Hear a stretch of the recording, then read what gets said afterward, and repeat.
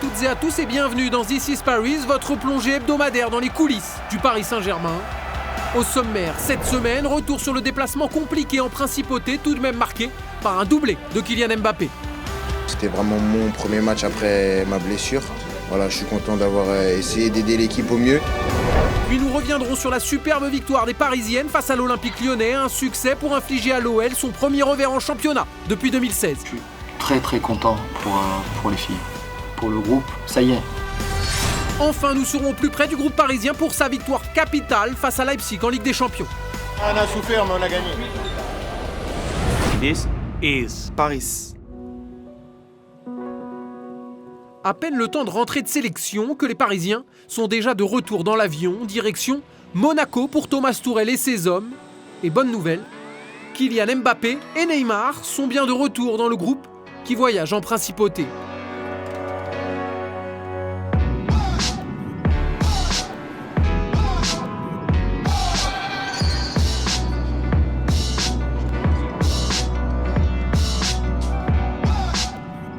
Les organismes sont un peu fatigués par l'enchaînement des matchs, un rythme effréné, mais la détermination, elle, est intacte pour des joueurs motivés à l'idée de poursuivre leur belle série d'invincibilité en Ligue 1.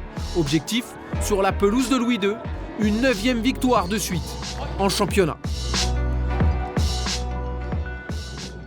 Et pour atteindre leur but, les Parisiens pouvaient compter sur un Kylian Mbappé titulaire d'entrée aux côtés de Moïse Kean, André Di Maria et Pablo Sarabia, tandis que Neymar ou Marquinhos étaient eux ménagés et sur le banc. C'est de cette position qu'ils ont d'ailleurs pu admirer la superbe envolée de Keylor Navas.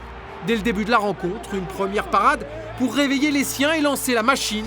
Un message visiblement entendu par ses coéquipiers puisque dans la foulée, Di Maria lance Mbappé. Et face à son club formateur, le prodige parisien ne fait pas de sentiment. Un premier but pour valider la bonne entame parisienne.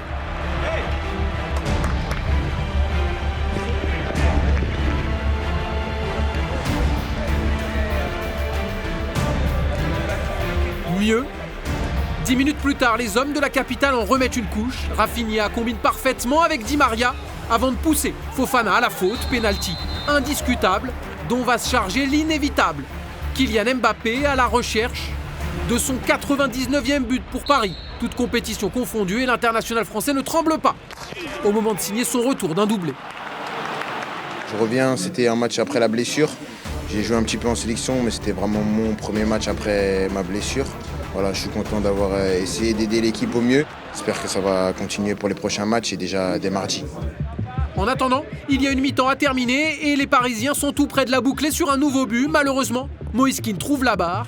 Peut-être un tournant, car en deuxième période, tout va changer. On a maîtrisé ce match complètement et on a perdu toute notre concentration, le focus, la qualité avec et contre le ballon. Je ne sais pas pourquoi, mais c'est la réalité. Effectivement, dès le retour des vestiaires, Monaco est beaucoup plus entreprenant et il faut un Navas vigilant pour empêcher Volland de trouver la solution sur corner. Malheureusement, l'ancien du Bayer Leverkusen est obstiné. Et à la 52e minute, il finit par trouver ce qu'il cherchait.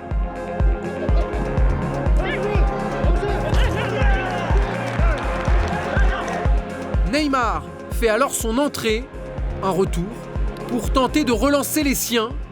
Malheureusement, rien n'y fait et c'est même Kevin Volland qui parvient à s'offrir un doublé pour égaliser. C'est vrai qu'on manquait de fraîcheur, mais quand tu gagnes 2-0 dans un match et que tu as autant de maîtrise en première mi-temps, tu ne peux pas te cacher derrière la fraîcheur. Voilà, on aurait dû plier le match encore plus, ou si on ne peut pas garder ce résultat. Les hommes de Thomas Tuchel vont bien continuer à essayer de faire la différence. Malheureusement, Sarabia ne parvient pas à terminer. Il semble que la chance des Parisiens soit passée.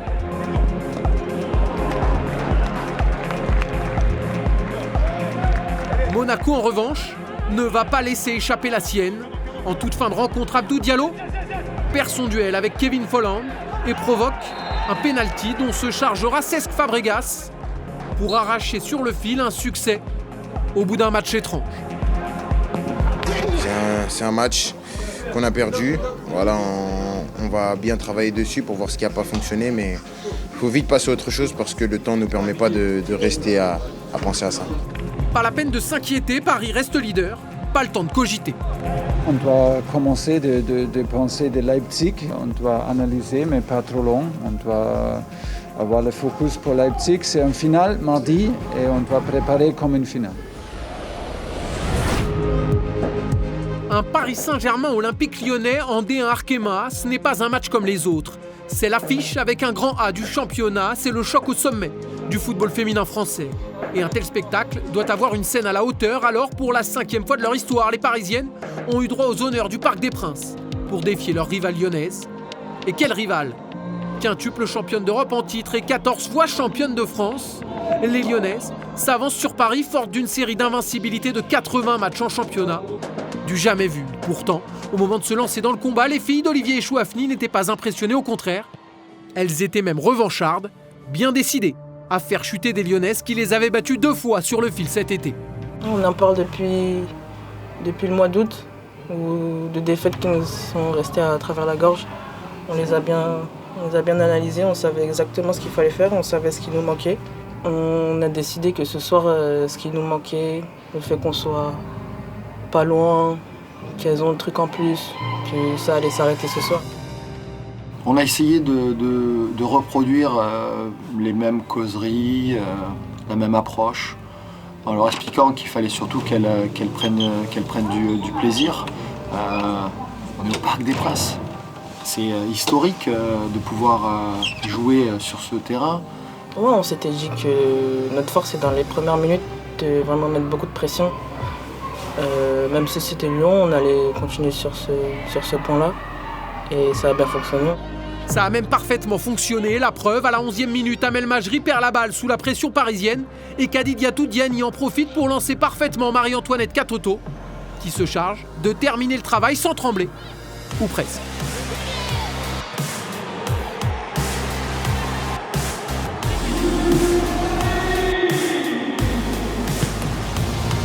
Je vois la gardienne sortir. Je décide de la dribbler. Après, j'ai cru qu'elle ne rentrait pas, parce que j'ai vu au dernier moment arriver la défenseur et elle glisse. Tant mieux. Un premier but qui valide le plan du staff. Je leur avais dit, peu importe le scénario, si on a la chance de marquer, soyez bien solide derrière. Il faut qu'on arrive à garder ce résultat le plus longtemps possible. Alors, après avoir forcé le verrou lyonnais, les Parisiennes restent mobilisées et Sarah Dabritz a même l'occasion d'enfoncer le clou dans la foulée. En face, les championnes de France tentent de réagir, mais sur sa ligne, Endler est au diapason de ses coéquipières, bien décidées à repousser les Lyonnaises. Contre une équipe comme ça, elles sont très fortes si on les laisse jouer. À la fin, on se met derrière et ça, c'est compliqué. Donc, on a essayé de garder la balle et de rester haute, et comme ça aussi de les empêcher de jouer. Et bon, les plans, c'était bien sorti aujourd'hui. Effectivement, agressive, solidaire, concentrée, les Parisiennes étouffent une équipe de l'OL complètement dépassée et surtout incapable de réagir. Privées de ballon et d'espace, elles subissent la loi des rouges et bleus, imperturbables et déchaînées.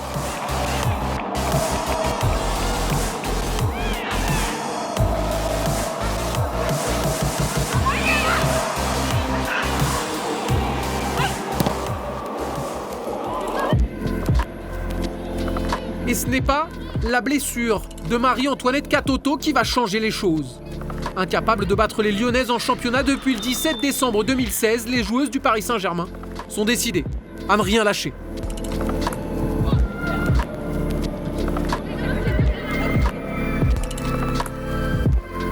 Il fallait qu'à un moment donné, on puisse obtenir ce résultat, et elles l'ont fait avec leur qualité et aussi avec leur abnégation.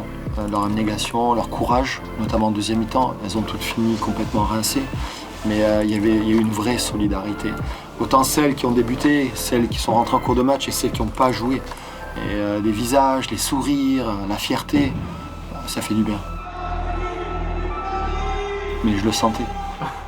Sincèrement, même, franchement, j'avais pronostiqué au fond de moi-même un 3-1.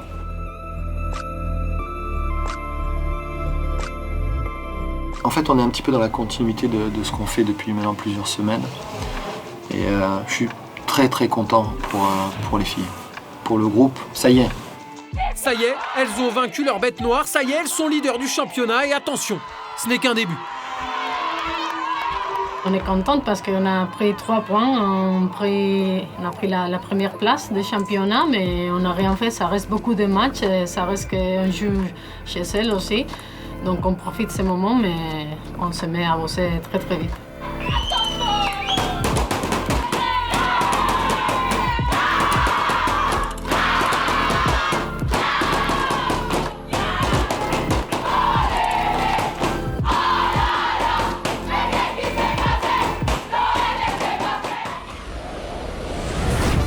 Après s'être déplacés à Monaco et avant de recevoir Leipzig au Parc des Princes, les Parisiens avaient rendez-vous au centre d'entraînement Aurédou pour une séance intense. Après avoir beaucoup travaillé physiquement, cette fois, le programme pour les hommes de Thomas Tuchel, c'était du jeu et encore du jeu. L'occasion pour Neymar, Mbappé et leurs coéquipiers de prouver qu'ils sont presque aussi bons devant un but que sous un panier.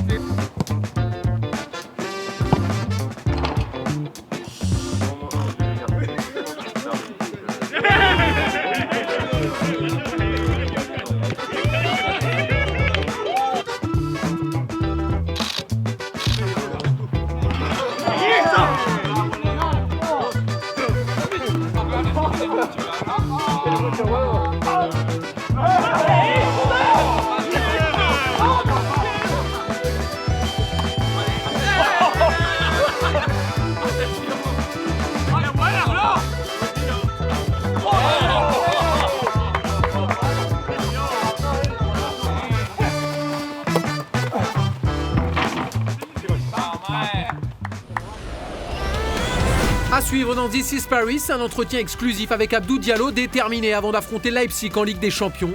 Puis nous reviendrons sur la victoire capitale des Parisiens face aux Allemands, au Parc des Princes. Abdou Diallo est prêt au combat, lui qui sera titulaire à coup sûr face à Leipzig pour la 4e journée de Ligue des Champions. Ce sera sa 13e apparition sur la grande scène européenne dans une compétition qui le fait rêver. La plus grosse compétition européenne, voire au monde, en tout cas en termes de niveau de jeu. Et donc c'est un rêve pour tout joueur. C'est d'ailleurs en Ligue des Champions qu'il a connu sa plus belle émotion avec le Paris Saint-Germain. C'était le 11 mars dernier, face à Dortmund, une soirée qu'il n'est pas prêt d'oublier. C'était notre premier match à huis clos. Premier match, on savait pas à quoi s'attendre. Et ouais, non, là, ils ont foutu le feu. Ils ont foutu le feu, clairement. C'est avant Dortmund où, malgré le fait qu'ils n'étaient pas dans le stade, ils ont joué leur rôle de 12e homme, clairement. On était dans le quart, ça nous a galvanisés. Et on est arrivé en fait au vestiaire avec la tension et on était animés en fait. On était animés et c'était nécessaire pour faire une performance et aller chercher la qualif. On était à fond. En fait, c'est un moment spécial. C'est compliqué à décrire, mais c'est un moment spécial. Et c'est eux qui l'ont rendu spécial. Comme tous ses coéquipiers, Abdou Diallo n'espère donc qu'une chose, revivre de telles émotions et le plus vite possible. Et pour cela, il faut passer la phase de poule, pas évident, sans préparation et dans un groupe relevé. On est dans une saison particulière, avec un format particulier, c'est-à-dire que toutes les semaines, on a un match de Ligue des Champions. Ce qui fait qu'en plus, on doit faire avec pas mal de blessures et de machin. Et il y a beaucoup d'équipes en Europe qui sont dans cette situation. Donc il a fallu composer avec tout ça. Après, le groupe est, ouais, comme tu dis, homogène. Il y a un très beau niveau. Quand on voit que Manchester est capable de nous battre, Derrière fait des contre-performances, Leipzig pareil, perd à Manchester mais nous bat. Enfin bref, on se renvoie tous un peu la balle. Donc c'est les détails qui vont faire la différence dans ce groupe. Il va falloir qu'on soit prêt et qu'on fasse les résultats. Et ça commence avec une victoire impérative face à Leipzig, une équipe qu'Abdou Diallo et les Parisiens connaissent bien pour l'avoir affrontée à 2 reprises lors des 3 derniers mois. C'est normal que ce soit équilibré parce que c'est une grosse équipe avec de gros joueurs, pour la plupart internationaux et qui ont beaucoup de talent. Après, au niveau des clés, il y aura la tactique du coach qu'on va devoir suivre. Et puis je pense qu'à ce niveau-là, c'est la concentration. À chaque seconde pendant plus de 90 minutes, puisqu'il y a le temps additionnel, il faut être concentré au maximum, faire le moins d'erreurs possible. Et quand on peut tuer, tuer. En tout cas, Paris n'a quasiment plus le droit à l'erreur. Il lui reste désormais 3 matchs de poule à disputer, 3 finales à gagner. De quoi rappeler le Final 8 d'août dernier. C'est un système qui, au Final 8, nous a réussi. Tout compétiteur aime ce genre de match clé. Donc il va falloir les prendre du bon bout et les gagner tout simplement. Cette fois, Paris n'avait plus le droit à l'erreur après la défaite 2-1 sur la pelouse de Leipzig. C'est donc concentré, appliqué et surmotivé que les Rouges et Bleus ont pris part à une dernière séance au centre d'entraînement Ooredoo la veille du match. Épreuve de l'importance de l'échéance à venir, le président Nasser El Khelaifi et le directeur sportif Leonardo étaient eux aussi sur la pelouse, présents pour observer et surtout encourager les Parisiens à se dépasser. Après cette séance studieuse, Thomas Tuchel et Marquinhos s'étaient attendus en conférence de presse, l'occasion de faire part aux journalistes de leur détermination.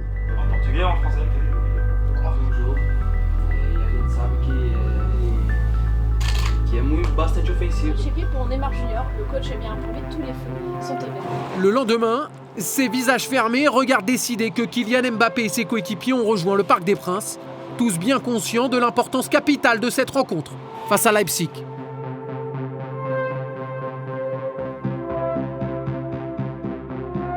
On savait que ce serait un match très difficile, très physique, et que ce ne serait pas évident, car nous avons beaucoup de blessés ou de joueurs qui reviennent de blessures. Neymar n'a pas beaucoup joué ces derniers temps, pareil pour Kylian ou encore Marquinhos, donc il fallait faire un match juste. La venue des Allemands avait en effet tout du piège parfait, car oui, le Paris Saint-Germain, notamment privé de Draxler, Kehrer, Icardi, Kimpembe ou Gueye, n'était pas en pleine possession de ses moyens. Un soir où il y avait beaucoup de blessés qui revenaient, des joueurs qui ont enchaîné beaucoup de matchs, des voyages, alors ça n'était pas la meilleure circonstance pour briller ce soir. Et alors là, on s'est mis dans la tête qu'il fallait surtout jouer en mode compétition. Être prêt à combattre, voilà l'état d'esprit des Rouges et Bleus à l'instant de pénétrer sur la pelouse. Conscients de leurs lacunes du moment, Thomas Tuchel et ses hommes n'avaient qu'une idée en tête, s'imposer, gagner, peu importe la manière.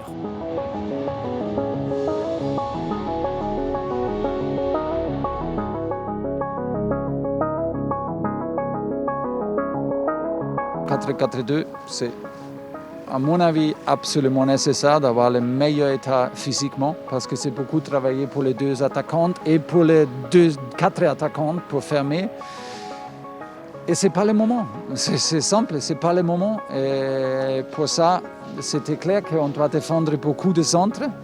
Et c'était le plan d'avoir plus de récupération plus haut. On a eu maintenant les récupérations très haut, peut-être décisif aujourd'hui. Et l'intuition du coach parisien s'est très rapidement confirmée.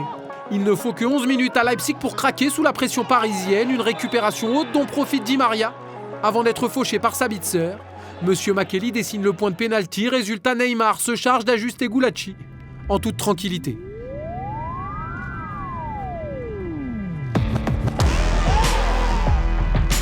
Devant au score, les Parisiens ont fait le plus dur, mais il reste encore 80 minutes à tenir face à une formation allemande bien décidée à se battre jusqu'au bout.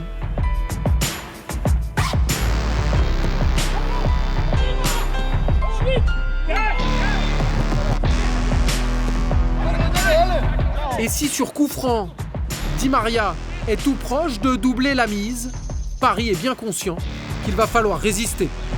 L'équipe de Leipzig, c'est une équipe très difficile à jouer. Ils ont beaucoup de courage, alors ils prennent beaucoup de risques. Leurs latéraux qui jouent très très haut, jouent beaucoup offensive. Et alors c'est difficile à presser parce qu'ils jouent beaucoup vers l'avant et les latéraux ils sont très hauts. C'est pas facile, c'est vraiment une équipe qui joue bien, un match de très haut niveau. Alors c'est un match qu'il faut avoir des bonnes stratégies pour les annuler.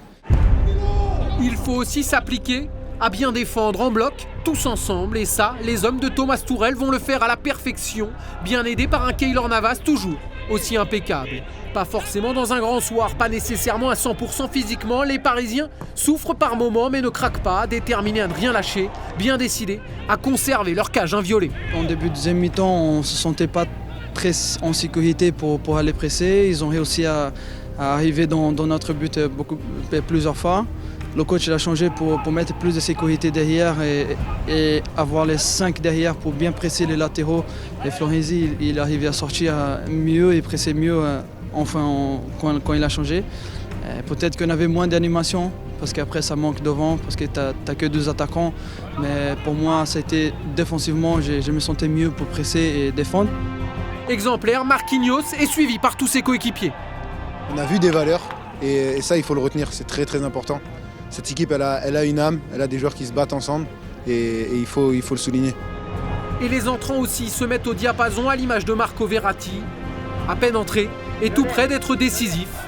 Car oui, c'est sa récupération qui permet ensuite à Sarabia de servir Rafinha. Malheureusement, le Brésilien bute sur Gulacsi, dommage, mais pas grave, car pour Paris, peu importait la manière ou le score, seule la victoire comptait. Très très compliqué contre une belle équipe de Leipzig. On savait que ça allait être dur. Chez eux, c'était dur. Au Final 8, c'était dur, donc ils ne nous lâchent pas. Mais l'important, c'était de gagner aujourd'hui. Ouais, qu'on retient les bonnes choses, les choses positives. Il ne faut pas aussi que la victoire cache les choses. On sait qu'on peut s'améliorer, qu'on peut faire mieux. Et voilà, le plus important, c'était les 3 points. C'est pas le meilleur PSG possible, oui, c'est sûr, mais c'est le PSG pragmatique. Et c'est le PSG qui peut jouer comme un groupe serré, avec beaucoup de solidarité. Un groupe qui peut savourer, car grâce à cette victoire, Paris passe devant Leipzig au classement et se rapproche un peu plus du tour suivant. On a souffert, mais on a gagné.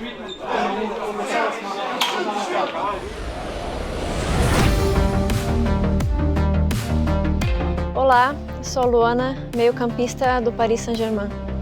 Luana perpétue la tradition brésilienne à Paris. À 27 ans, elle s'impose peu à peu comme l'une des valeurs sûres de l'effectif d'Olivier Chouafny. Tranquillement et sans faire de vagues, mais avec détermination, comme quand plus jeune, elle s'était fait une place au milieu des garçons. Mon père joue au football, mon frère a toujours aimé le football, et moi, depuis que je suis en âge de me souvenir, j'ai toujours aimé le football aussi. J'ai commencé à jouer à l'âge de 7 ans, avec des garçons, parce que là où je vivais, il n'y avait pas d'équipe réservée aux filles. Alors j'ai commencé avec les garçons. Je jouais surtout au futsal, qui est quelque chose de très populaire au Brésil. Et je pense que c'est là que j'ai développé ma technique, comme beaucoup de Brésiliens, mais aussi ma capacité à jouer court, dans de petits espaces et en dribblant beaucoup. Et quand j'ai eu à peu près 14 ans, j'ai commencé à jouer avec des équipes de filles. Très vite, j'ai rejoint l'équipe principale de ma ville et ma carrière dans le football a commencé. À Sao Paulo, la jeune milieu de terrain se fait un nom et gagne même un titre de championne en 2013 avant de prendre la direction de la Norvège en 2014. J'avais 21 ans quand je suis partie pour la Norvège. J'y suis allée pour apprendre, pour grandir, pour découvrir une autre culture aussi. Je voulais voir ce qu'était vraiment le foot en dehors du Brésil. Je voulais aussi progresser, atteindre un meilleur niveau que celui que je connaissais. Et je pense aujourd'hui que c'était la bonne chose à faire pour ma carrière. Bien sûr, tout n'a pas été facile avec le froid, la différence de culture, les entraînements. Mais je me suis bien adaptée et j'étais très heureuse là-bas. Mais après 4 saisons à Avaldnes, Luana décide de changer d'air en 2018 et part pour une année en Corée avant de rejoindre Paris en janvier 2020. Un nouveau défi, mais pas vraiment un saut dans l'inconnu. Je voulais de nouveaux défis, changer d'environnement, connaître une autre culture, une autre langue. C'est ce qui m'a motivée à venir ici. J'avais déjà rencontré des joueuses qui avaient évolué ici. Je connaissais aussi l'histoire des joueurs brésiliens masculins passés par le club. J'ai aussi parlé avec Erika et Christiane qui ont joué aussi à Paris. Elles ne m'ont dit que du positif sur le club. Alors à partir de là, c'était facile de se décider. Et puis je crois que les styles de jeu se ressemblent. Je crois que le football français est aussi un football technique. Les joueuses sont très à l'aise avec le ballon, ce qui ressemble aux caractéristiques des joueuses brésiliennes. Je pense qu'ici, les supporters aiment ça et peuvent s'y identifier. En tout cas, pour sa première année, elle a eu droit à un festival d'émotions, de la quarantaine à la victoire historique face à Lyon, une saison particulière, et le retour à la normale n'est pas pour tout de suite. C'était très difficile. Nous avons dû nous entraîner longtemps seuls pendant la quarantaine.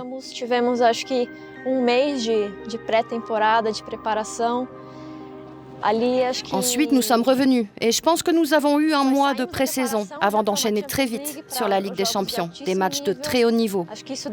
C'était physiquement très exigeant pour nous. Heureusement, les filles ont été très sérieuses quand elles sont restées chez elles et cela a facilité les choses quand nous nous sommes retrouvés. Il n'y avait pas tant de disparité et nous nous sommes vite retrouvées toutes au même niveau physique. chegar pelo menos todo mundo no mesmo nível físico. Je pense qu'on peut dire que c'est notre mentalité qui a évolué. Nous avons eu une défaite compliquée contre Lyon en Ligue des Champions. Alors après, nous nous sommes réunis et nous avons discuté de ce qu'il fallait améliorer, que ce soit à l'entraînement ou dans la façon de gérer nos semaines. On a parlé de ce qu'il fallait travailler davantage. Je pense que nous avons toujours été solidaires. Et puis vous savez, une nouvelle saison apporte aussi parfois un nouvel état d'esprit, des nouveaux défis. En tout cas, nous avons très envie que cette saison soit différente. Para que seja diferente essa temporada.